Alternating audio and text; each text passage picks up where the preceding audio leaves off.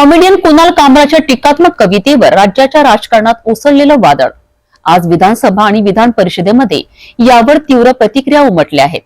मुख्यमंत्री देवेंद्र फडणवीस, उपमुख्यमंत्री एकनाथ शिंदे, उद्योग मंत्री उदय सामंत आणि राज्यमंत्री योगेश कदम यांनी यावर आपली भूमिका स्पष्ट केली आहे. काय आहे हा वाद आणि यावर सरकारने कोणती भूमिका घेतली आहे, बघूया सविस्तर माहिती.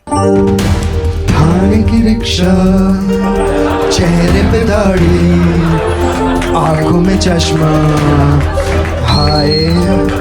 कॉमेडियन कुणाल कामरा यांनी उपमुख्यमंत्री एकनाथ शिंदे यांच्यावर केलेल्या टीकात्मक कवितेवरनं राजकीय वातावरण तापलं आहे. विधानसभा आणि विधान परिषदेमध्ये यावर सत्ताधारी आणि विरोधक दोघांनीही आपली भूमिका मांडली आहे. मुख्यमंत्री देवेंद्र फडणवीस यांनी स्पष्टपणे सांगितलंय की प्रसिद्धीसाठी जर कोणी सुपाऱ्या देऊन अपमान करत असेल तर त्यांच्यावर कठोर कारवाई होईल. हा जो स्टँड अप कॉमेडियन आहे कुणाल कामरा, याचा जर आपण पूर्व इतिहास बघितला तर देशातल्या उच्च पदस्थ लोकांच्या संदर्भात, मग ते प्रधानमंत्री असो की मुख्य न्यायाधीश असो किंवा वेगवेगळे न्यायाधीश असो किंवा न्याय व्यवस्था असो, यांच्या संदर्भात अत्यंत खालच्या दर्जाचं बोलणं, न्याय व्यवस्थेवर विश्वास राहणार नाही अशा प्रकारचं बोलणं, याची कार्यपद्धती आहे. मुळात या व्यक्तीला एक प्रकारे कॉन्ट्रोवर्सी तयार करून प्रसिद्धी मिळवण्याचा हव्यास आहे. आणि अशा या हव्यासातून ज्या प्रकारे राज्याचे माजी मुख्यमंत्री आणि विद्यमान उपमुख्यमंत्री माननीय एकनाथराव शिंदेजी यांना टार्गेट करत अतिशय खालच्या दर्जाची कॉमेडी करण्याचा त्यांनी प्रयत्न केला. खरं म्हणजे या कामराला हे माहिती पाहिजे की 2024च्या निवडणुकीने जनतेनेच हे ठरवून दिलं कोण खुद्दार आहे आणि कोण गद्दार आहे.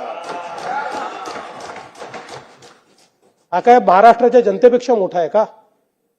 महाराष्ट्राच्या जनतेने हे दाखवून दिलं की हिंदू हृदय सम्राट शिवसेना प्रमुख बाळासाहेब ठाकरे यांचा विचारांचा वारसा कोणाकडे आहे आणि तो वारसा एकनाथराव शिंदेजी यांच्या नेतृत्वात शिवसेनेला त्यांनी दिला.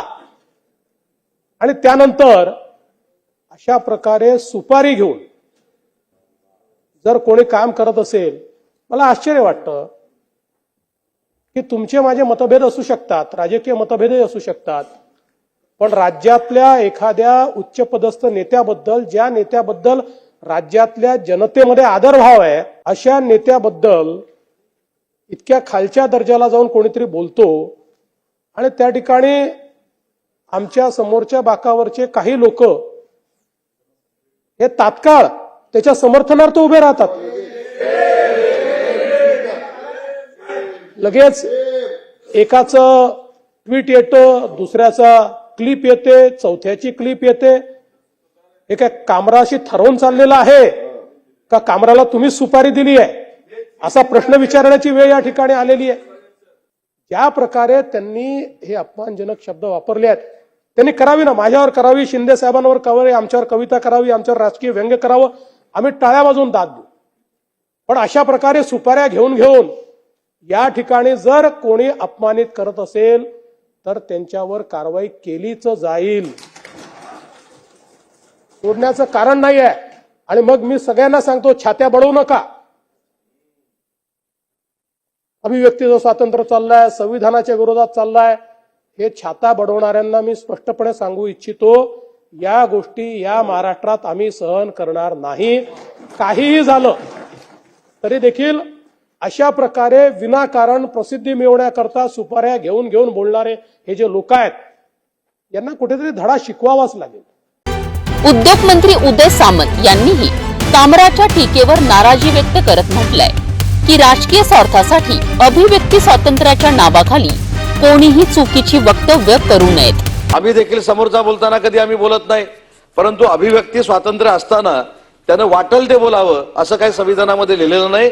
त्याच्यामुळे मला दानवे साहेब असं वाटतं की तुम्ही विरोधी पक्षनेते आहात. आज एकनाथ शिंदे साहेबांच्या बाबतीमध्ये ही घटना घडली.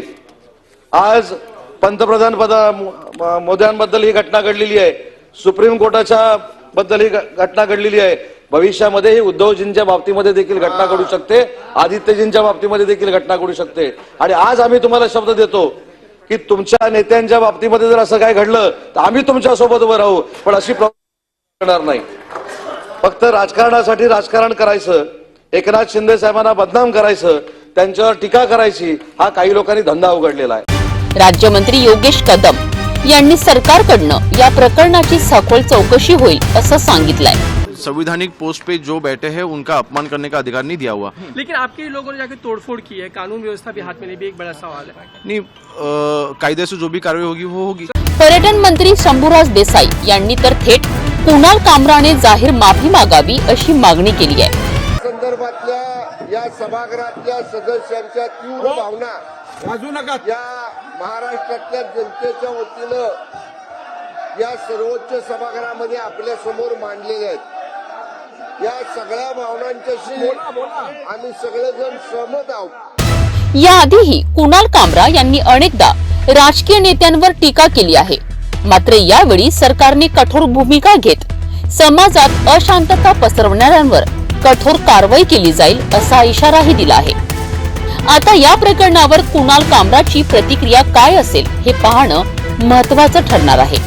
राजकीय टीका आणि अभिव्यक्ती स्वातंत्र्य यामधील सीमारेषा कुठे आहे यावर विविध मतप्रवाह समोर येत आहे. सरकारने घेतलेल्या कठोर भूमिकेमुळे आता पुढील घटनाक्रम काय असेल याकडे सगळ्यांचं लक्ष लागलं आहे.